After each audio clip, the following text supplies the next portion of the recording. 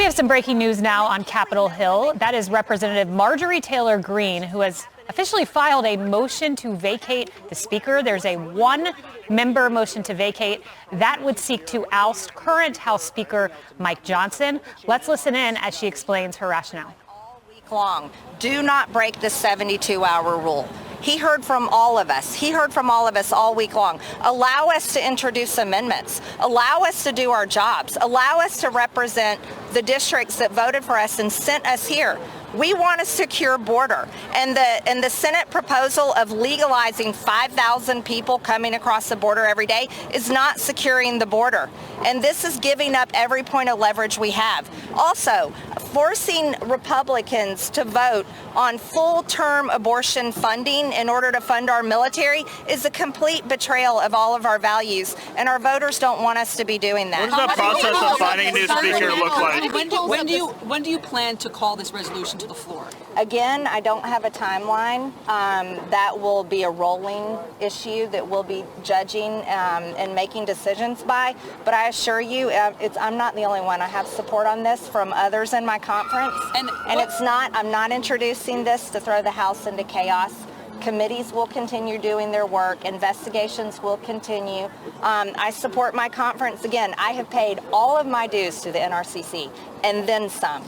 I support Republicans holding the majority next conference, but we need a Speaker of the House that knows how to negotiate, knows how to walk in the room, knows how to hold the line, and knows how to defend America first and the values and the policies that President Trump will bring to the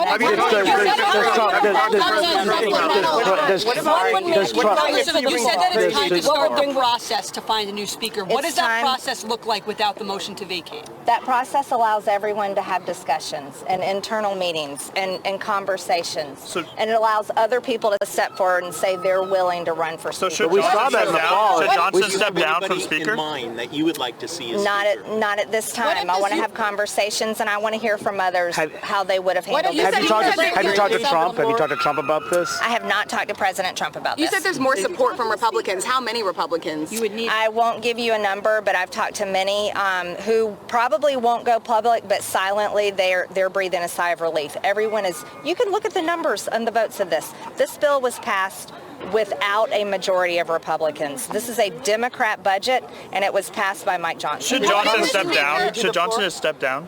That'd be a choice that he would have to make, but we're going to have to find a new speaker. We saw what happened in the fall. We saw one speaker candidate after another fall short of getting the votes necessary. Even narrower now. You can't. I mean, how could you possibly even find someone to succeed Mike Johnson who could get the votes, keep this conference together, and not plunge this chamber into chaos? We're going to have to do it because the country is in crisis. We have a border invasion that's happening every single day. We have Americans under the age of 30, for the first time it's showing in all types of polling, have lost hope for their future. The younger generations can't afford to buy a home. Inflation is running rampant.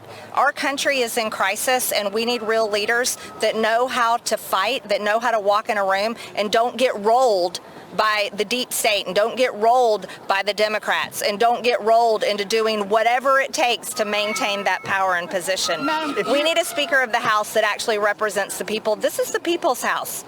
This is not Washington, D.C.'s house. This is the people's house. Hang on. He brings up Ukraine. You're calling this a pink slip, a warning sign. The bottom line, you want Speaker Johnson out. I wouldn't have filed a motion to vacate if I didn't. We need a new speaker. This is not personal against Mike Johnson.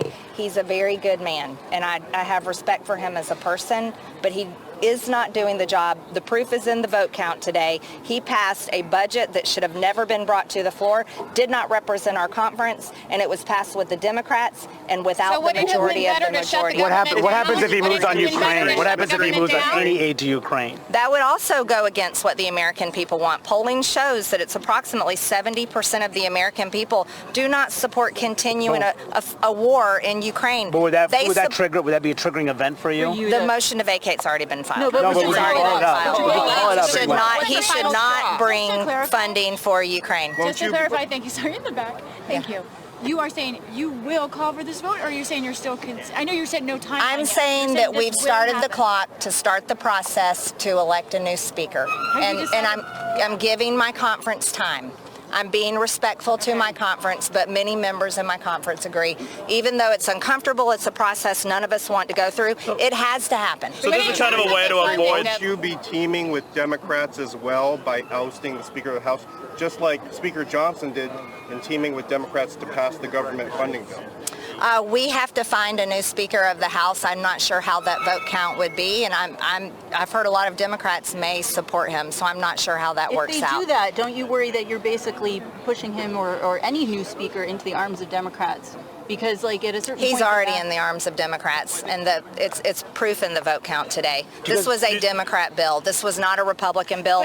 We weren't allowed to introduce amendments. We weren't allowed to have a say. We weren't even given the respect of the 72-hour rule to read 1,012 pages. So you think it would be better to shut the government down then? I mean, you were up against the clock. Would it have been better to shut the government down? It would have been better back in October when he became Speaker to have actually worked on appropriation bills, stayed with single appropriation bills, and done what all of us had set out to do. Could you guys bring McCarthy back? Could you bring McCarthy back? Do you think there would be the votes for that? I mean, technically, he doesn't have to be a member. I mean, I know you support him, so I'm just wondering. Do you really think that there's someone who can get 218 votes to become Speaker of the House?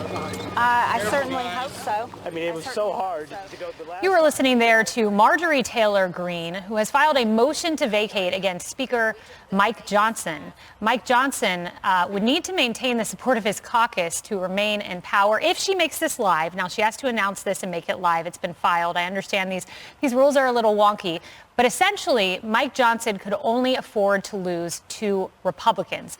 That's after today when Ken Buck leaves. And Marjorie Taylor Greene there making some news. She said this: I have support on this from others. So others, that presumably means 1, which would mean a motion to vacate if she truly has the votes, would in fact oust Speaker Mike Johnson. Again, she has to make this live. There's a 2-week break coming for Congress, and in April is when this would all transpire. But big news today, that 1-member motion to vacate has been filed by Representative Marjorie Taylor Greene. This comes after a big spending bill where more Republicans voted against it than for it. Let's bring in Aisha Hasni. She will break down all the latest with us. Aisha. Hey there. Well, yes, you just heard live from Marjorie Taylor Greene. And what the big takeaway, I think, for our audience is that right now, this is just a threat. Yes, she filed a motion to vacate, but she has not made it privileged. It's not live yet. She gets to decide when she wants to do that.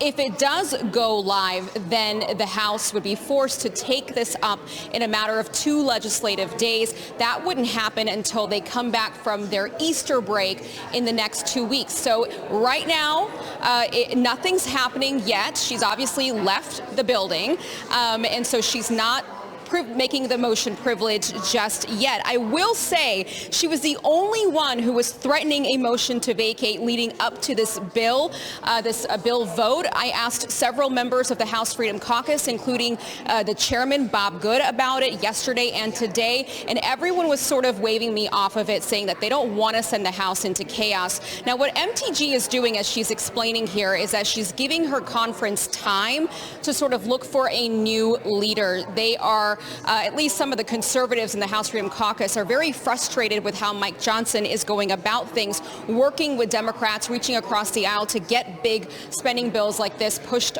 through the House. So she's saying that she doesn't want to send the House into chaos, that she's trying to give the conference a little bit of time to try to figure out who might be a better speaker.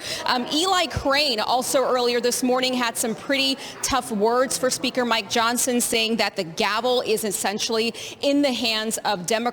Now, Bob Good, again, the chairman of the House Freedom Caucus, it sounds like no one was really aware that this was going to happen this morning. He told our cameras right as it was happening that he said, I don't know anybody who cares about what Marjorie Taylor Greene says. That's from Bob Good. So she's going to get a little bit of pushback from her own caucus on this. But again, we're just waiting to see if she actually will make this privilege. And then we go right back to last fall, where this conference has to look for a new speaker.